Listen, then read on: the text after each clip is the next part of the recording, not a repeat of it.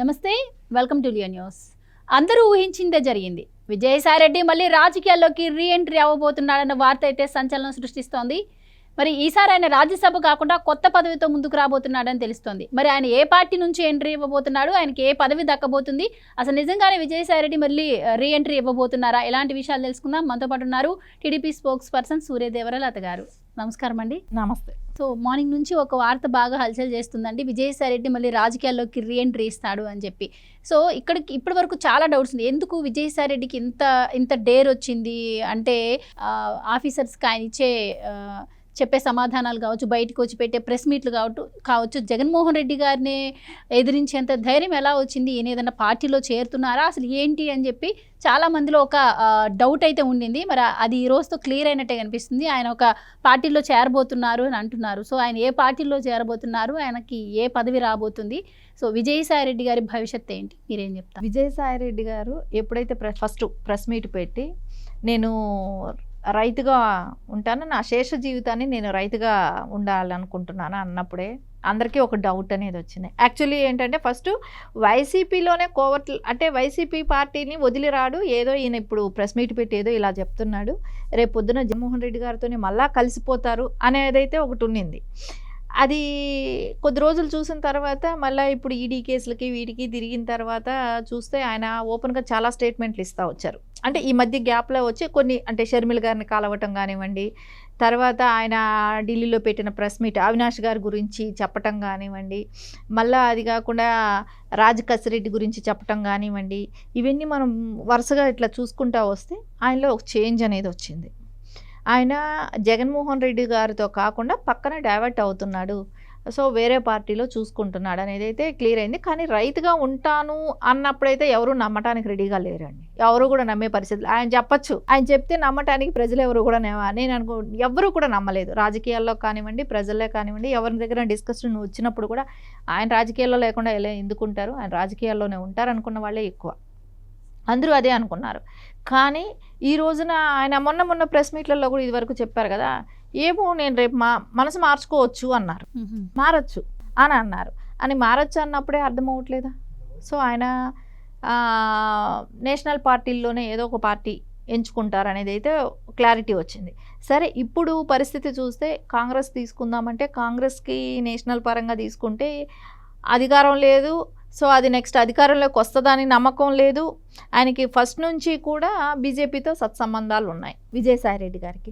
ఆ సత్సంబంధాలని ఉపయోగించుకుంటారు కదా, సో దాని మూలాన ఆయనకి ఎట్లా అనిపిస్తుంది, సత్సంబంధాలు ఉపయోగించుకోవటం మూలాన ఆయనకి ఇప్పుడు పనికొస్తుంది. అది కంటిన్యూ చేస్తూ వచ్చాడు కాబట్టి అమిత్ షా గారితో కానీ మోడీ గారితో కానీ ఆయనకి బాగానే రిలేషన్ ఉంది. సో దాంతో ఇప్పుడు అది యూజ్ చేసుకుంటున్నాడు, ప్లాట్ఫామ్ యూజ్ చేసుకోవచ్చు, మేబీ యూజ్ చేసుకొని ఆయన నాకు రాజ్యసభ వద్దనని చెప్పి అదే కూడా వస్తుంది. రాజ్యసభ అయితే అక్కడికే లిమిటెడ్ అయిపోతానేమో, సో నేను ఇంకా వేరే ఎదగాలనుకుంటున్నాడేమో రాజకీయం పరంగా.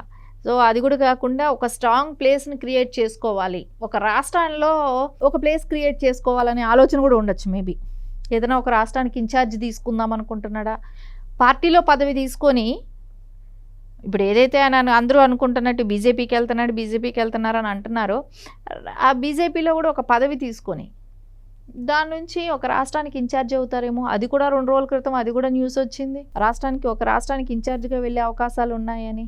సరే, ఇంత జరుగుతుందా, ఆయన ఖండిస్తున్నారా అంటే ఖండించట్లే, ఎక్కడ ఆయన ఖండించట్లేదు. ఖండించినప్పుడు ఇది నిజమే కదా, సో ఎవరు అబద్ధమని అనుకోలేరు.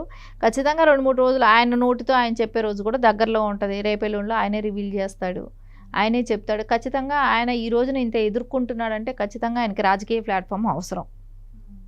జగన్మోహన్ రెడ్డి గారిని ఎదుర్కొంటున్నారా అన్నప్పుడు ఆయనకు ఒక రాజకీయ పార్టీ అనేది అవసరమే. సో ఆ ప్లాట్ఫామ్ తీసుకోవాలనుకున్నప్పుడు ఆయన ఖచ్చితంగా బీజేపీలోకే వెళ్తారు. ఇప్పటి వరకు కూడా ఆయన రాజ్యసభలో ఉన్నప్పుడు నేషనల్ పాలిటిక్సే ఆయన అక్కడే ఉంటూ వచ్చారు. సో అందుకని రాష్ట్ర స్థాయిలో లేకన్నా ఆయనకి అదే బెటర్ అనుకుంటున్నారు కాబట్టి సో బీజేపీలోకే వెళ్ళే అవకాశాలు ఉన్నాయి. అంటే ఇప్పటి వరకు విజయసాయి రెడ్డి గారు ప్రెస్ మీట్లో అందరి పేర్లు చెప్తున్నా కూడా దీంతో జగన్మోహన్ రెడ్డి గారికి ఎటువంటి సంబంధం లేదు అని చెప్పిన నేపథ్యంలో అందరికీ లోపల ఒక చిన్న డౌట్ ఉండేది, ఏంటి వీళ్ళిద్దరు కలిసి, అంటే నేను కూడా చాలా చోట్ల వినటం జరిగింది, చూడటం కూడా జరిగింది చాలా న్యూస్లో కూడా, వీళ్ళిద్దరూ కలిసి డ్రామా చేస్తున్నారా, అంటే ఈ కేసులో తప్పించుకోవడం కోసం వీళ్ళిద్దరు మిగతా వాళ్ళు ఇరికించే ప్రయత్నం చేస్తున్నారా, వీళ్ళు కలిసి ఆడుతున్న డ్రామానా, అందుకే విజయసాయి రెడ్డి పార్టీ నుంచి బయటకు వచ్చాడా అన్న అనుమానం కూడా ఉండేది. కానీ ఈ న్యూస్తో, అంటే ఈ న్యూస్ నిజమైతే ఇంకా జగన్మోహన్ రెడ్డి గారిని విజయసాయి రెడ్డి గారు ఢీ కొడుతున్నట్టే డైరెక్ట్గా. అంటే లిక్కర్ స్కామ్లో ఎవరైతే ఆరోపణలు ఎదుర్కొంటున్నారో వాళ్ళందరూ కూడా బయటకు వచ్చే అవకాశం ఉంది నెక్స్ట్ ఆయన మళ్ళీ ఇంకొకసారి ఎంక్వైరీకి అటెండ్ అయితే విజయసాయి రెడ్డి గారు. సో జగన్మోహన్ రెడ్డి గారి పేరు కూడా బయటకు వస్తుందంటారా? ఈ లిక్కర్ స్కామ్లో ఖచ్చితంగా ఎంతో అంత జగన్మోహన్ రెడ్డి గారికి తెలియకుండా జరిగే ప్రసక్తి అయితే లేదు. ఆయన ప్రోద్బలంతోనో కావచ్చు, ఆయన బ్యాక్ ఎండ్ నుండి వెనకాల నుండి నడిపించే ఉంటారు. సో ఇవన్నీ అయితే విజయసాయి రెడ్డి గారు ఈ రోజున ఏదైతే వాళ్ళకి ఈడీ గారికి కానీ వాళ్ళకి వెళ్ళి లోపల చెప్పిన ఇన్ఫర్మేషన్ ఏదైనా ఉంటే అది బయట అయితే స్వచ్ఛంగా ఏది చెప్పాడా అనేది కరెక్ట్ రిపోర్ట్ అయితే బయట రాదు. ఎంత పేపర్కి వచ్చినా ఏది ఇచ్చినా కూడా ఎంతో అంత గోప్యత అయితే ఉంచుతారు కదా. ఆ గోప్యత ఉంచిన విషయాల్లో ఏవి బయట రావు. సో ఆయన ఎంతో అంత చెప్పే ఉంటారు. సో ఇప్పుడు ఈ రెండు సిట్టింగ్లు వాళ్ళ ఇంటి దగ్గర జరిగింది అని చెప్పినప్పుడు ఆ 2 సిట్టింగ్లో ఏం జరిగింది అనేది కొన్ని తెలియదు అని చెప్పి మనకు బయట వచ్చాయి. సో అది తెలియదు అని చెప్పలేదేమో, క్లియర్ ఇన్ఫర్మేషన్ ఇచ్చాడేమో అక్కడ లోపల, తెలియదు కదా మనకు అది. సో ఇప్పుడు ఏది ఏమైనా ఆయన అక్కడి వరకు, ఆయనకు అవసరం లేకపోయినా వెళ్ళి అక్కడ వరకు చెప్పారు కదా. ఒక ప్రెస్ మీట్లో అవినాష్ రెడ్డి గారి మీద కూడా చెప్పారు కదా, షర్మిల గారిని వెళ్ళి కలిశారు కదా. అంటే ఇన్ని జగన్మోహన్ రెడ్డి గారికి వ్యతిరేకంగా ఇన్ని పనులు చేస్తున్నప్పుడు సో ఆయన ఖచ్చితంగా ఆ ప్లాట్ఫామ్ అయితే ఎంచుకోరు. వైసీపీలో ఉండాలని కానివ్వండి, వైసీపీ పార్టీలో అంతర్గతంగా మళ్ళీ ఆ లోపలికి వెళ్ళి పనిచేయాలన్నా కానీ ఇట్లాంటివి అయితే ఆలోచించరు. సో వేరే పెద్ద ప్లాట్ఫామ్ చూసుకునే ఆయన ఈ రోజున ఇవన్నీ కూడా చేస్తున్నట్టే కనపడుతుంది. రైట్, ఏదేమైనా కూడా మళ్ళీ విజయసాయి రెడ్డి గారి రీఎంట్రీ ఏ పార్టీలోకో వెయిట్ చేసి చూద్దాం మేడం. ఆయన పార్టీలో ఎంటర్ అయ్యాక మరి రాజకీయాలు ఏ మలుపు తిరగబోతున్నాయో కూడా మరి ఉత్కంఠ అయితే నెలకొంది. Right, thank you so much అండి. నమస్తే. Please subscribe to Leo news for more videos.